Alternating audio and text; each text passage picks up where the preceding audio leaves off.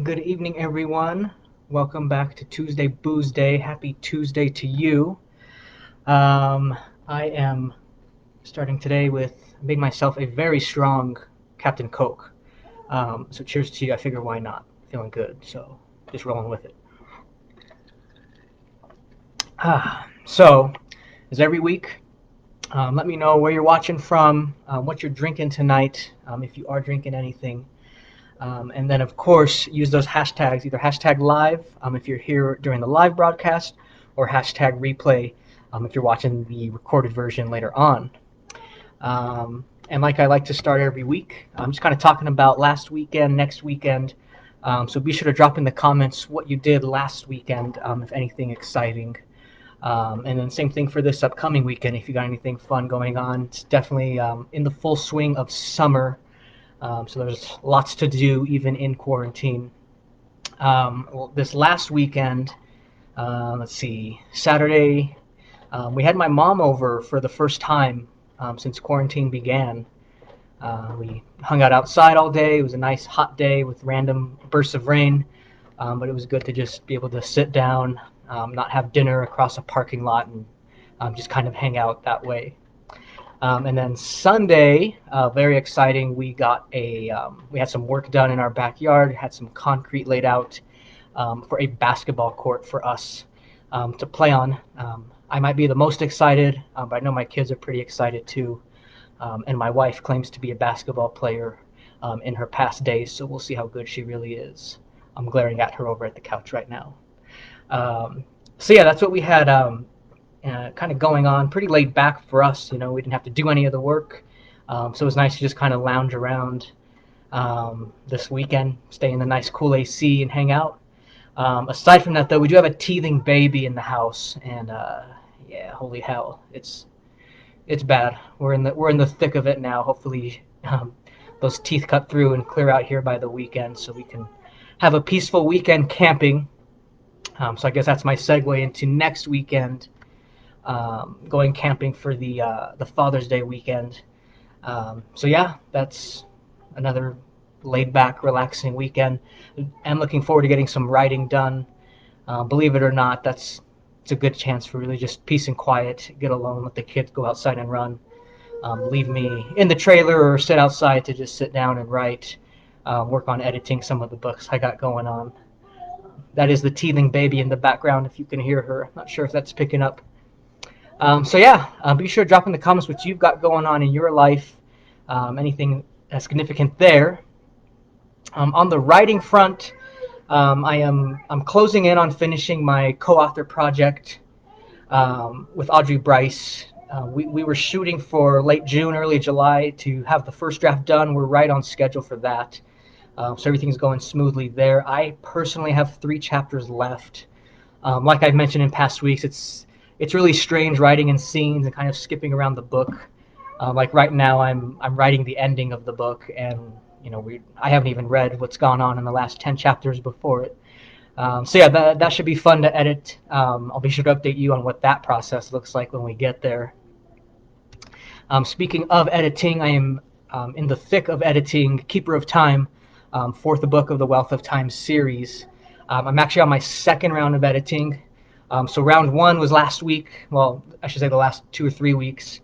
And that's really just focusing on cutting words.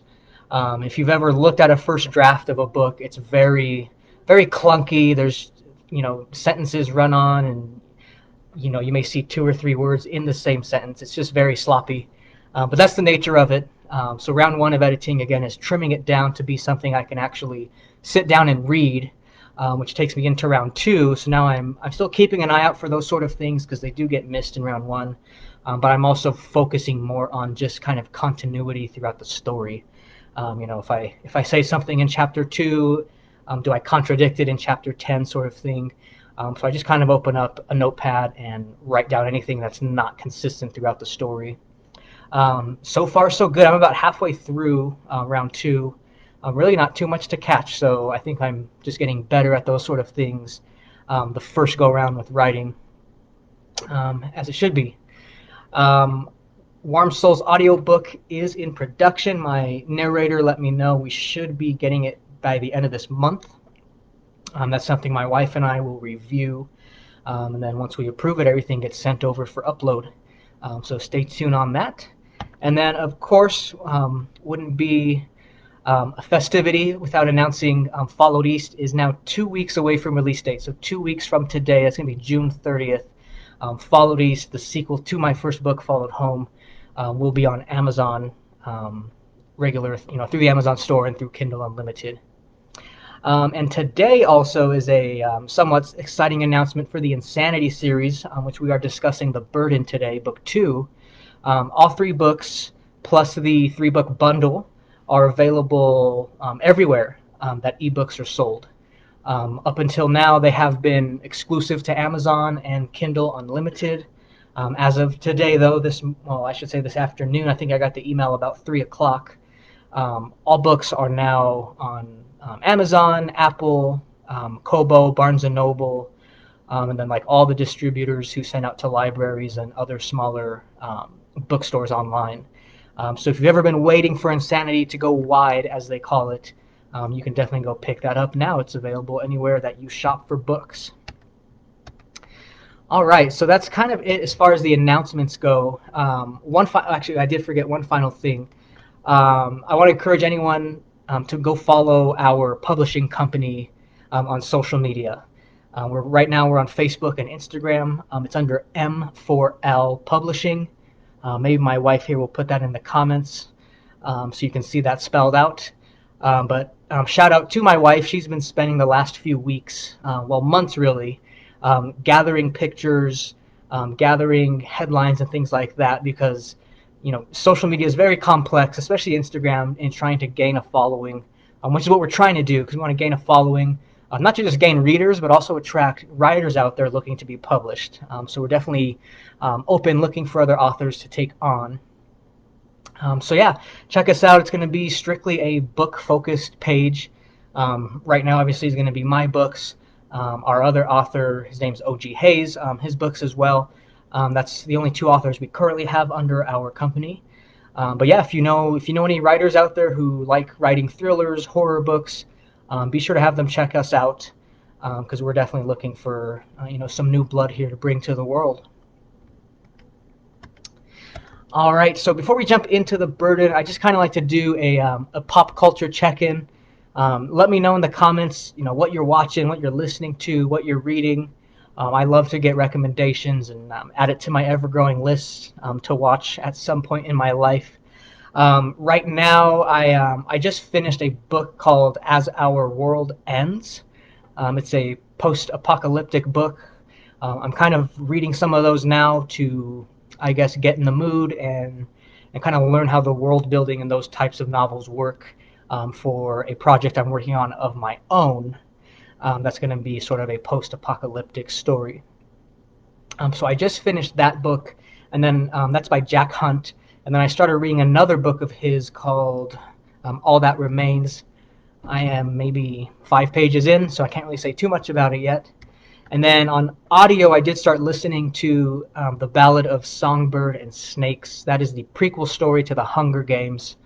I got about an hour of that listened to earlier while doing dishes and cleaning up after dinner, and I'm already sucked in. It's a really good book.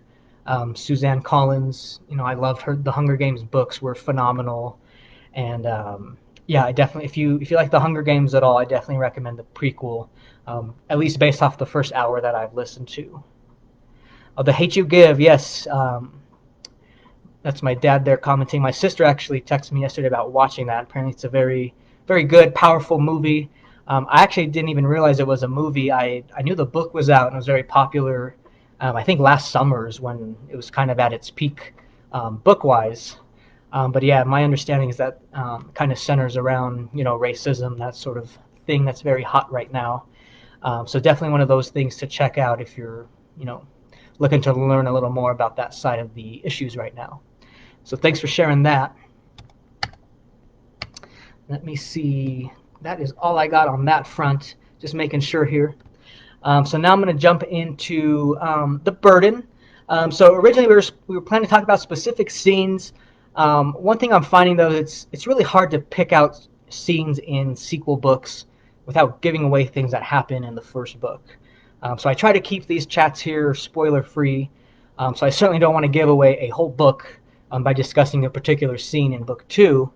So I'll just kind of walk through the flow of the book, I guess, today. And it's really simple. Being the burden, again, the burden means the burden of proof.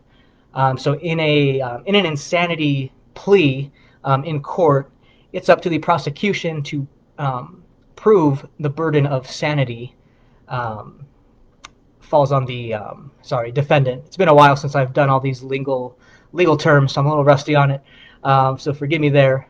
But that's where the title comes from, and the book is essentially a legal thriller. It follows the entire trial of the main character Jeremy after the attacks he carried out in book one. So let me pull up on my phone. Here's where I had my list of sort of everything that happened. And like I mentioned, this book loosely follows the trial of the Aurora Theater shooter, because that was something I watched every day. Really just got familiar with the process. But I did do research as well into, just the typical flow of this sort of trial. And it's a very long, dragged out trial with many small hearings, maybe once or twice a week, across the span of 3 years is what this ended up being, until you actually get to the trial with a jury and all that sort of things. So things that were researched for the book is things like both the prosecution and defense presenting evidence to be whether it's decided if it can be used in the trial or not. I've always found this fascinating. There could be a really hot piece of evidence, but everyone has to agree that it's viable to use in the trial, that it was obtained legally. So it's really crazy to think of the sort of things that can fall through the cracks. If the police weren't very careful on their initial investigation of a crime scene. Something at that moment could throw the whole trial out of whack, just depending how they handled a piece of evidence. So there's all sorts of hearings around that, and what's discussed for what can be shown to the jury. Let me take a drink here. I'm getting a little dry. So aside from evidence, there's witnesses. So that's a whole other topic that they bicker over. And one thing I've always found fascinating here is both the prosecution and defense in a trial, and forgive me because I forget the actual term. Like I mentioned, I'm kind of out of touch with this lingo, but they get to excuse X amount of witnesses without an explanation. It could be whatever their reasoning is. They just say, juror 1, 5, 7, 10, we want them out, and that's that. So those guys just get sent away. And then what's left after that sort of round of knockouts is once again bickered between the prosecution and defense. Should we let this witness testify in the trial? So it's really fascinating. I don't know if you ever watch these sort of hearings that take place pre-trial, but both sides are already bickering very intensely at this point, because they're essentially setting the groundwork for what's going to be allowed to be shown to the jury, both in terms of that evidence and in terms of the witnesses. So if you find the legal world fascinating at all, I know my dad watches Judge Judy, but there's more to it than that. I definitely recommend just kind of seeing how those things play out there. So yeah, definitely take a look at that sort of stuff. And then from there, you have the actual interviews with those witnesses that take place before the trial. So well before the trial, before a jury is sitting in the courtroom, both the prosecution and the defense have an opportunity to interview the witnesses that are going to be on the stand. It's to everyone's advantage, really, that there's no surprises when it comes to their day in court. So again, I find this fascinating. It's almost like a dress rehearsal for what's going to happen in the real thing. But of course, things can be completely thrown out of whack. Someone's sitting there across from the jury. They're sitting there facing the murderer on stand. So there's always those sort of factors that can change what actually happens.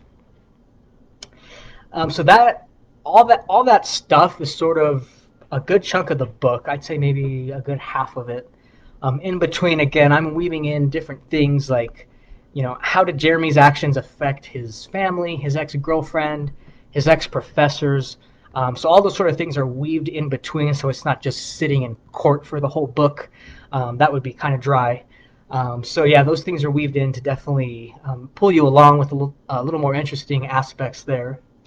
And then towards the end of the book is the trial, and that's where we just kind of run through all the testimony from the survivors of his attacks, people close to him in his life. What everyone's trying to pitch in to either help him or put him away forever. So yeah, so I definitely recommend, even if you want sort of a light introduction to how this stuff works, I'd say The Burden is a good place to start, because it follows very closely what actually happens in this sort of trial, without you having to spend 3 years to sit down and follow one for yourself. So yeah, that's all I'm going to really touch on today regarding The Burden. So I will let you guys get back to your Tuesday. Be sure to drop comments though, whether you're watching live or recorded. Let me know, because we do have our monthly contest running for June. So end of the month, and we do have 5 weeks this month. So bonus week, which will be release day. But rack up those points with your comments, and you can win some cool prizes by the end of the month. But I will cheers to you. I'll say until next Tuesday, where we will discuss particular settings used within The Burden. So happy Tuesday. I hope you're staying safe, staying well, trying to enjoy summer as best you can. And I will see you all next week.